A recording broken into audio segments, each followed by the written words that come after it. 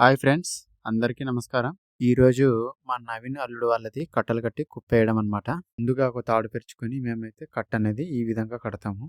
ఈ విధంగా తాడునిది గట్టిగా లాగి మెలక తిప్పి తాడుని ఇలా ఇరికిస్తే సరిపోతుంది.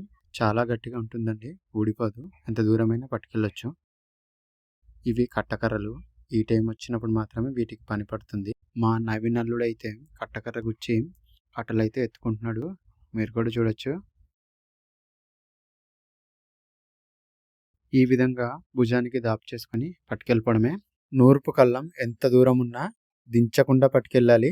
పొరపాటున బరువు ఎక్కువైపోయి నేలకి దింపినావనుకో, మనం ఎంతో కష్టపడి పండించిన పంట కొన్ని గింజలైతే నేల పాలవుతుంది. అందువలన ఎంత దూరమైనా దించకుండా పట్టుకెళ్ళాలన్నమాట. కొన్ని పొలాలు చిన్న చిన్న వాగులవతల కూడా ఉన్నాయి. నూర్పు కళ్ళం అయితే మెయిన్ రోడ్కి దగ్గరలో చేసుకుంటాము. ఎందుకంటే నూర్పు వల్లొచ్చినప్పుడు సులువుగా నూర్చుకోవడానికి బాగుంటుంది కాబట్టి.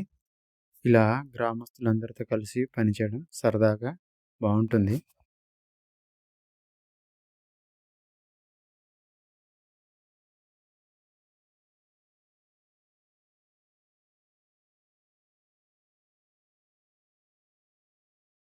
ఇలా తీసుకొచ్చినవి ఈ విధంగా పెట్టుకుంటాము. పెట్టుకున్న తర్వాత మా ఊరి పెద్దవాళ్ళు కుప్పనేదేస్తారు. మా పెద్దనాన్న మరియు మా మాయగారైతే కుప్పేస్తున్నారు. అది మీరు కూడా చూడొచ్చు.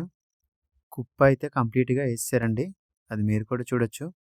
ఇలా పని కంప్లీట్ అయిపోయిన తర్వాత మాకైతే ఈరోజు పులిహోర పెడుతున్నారు.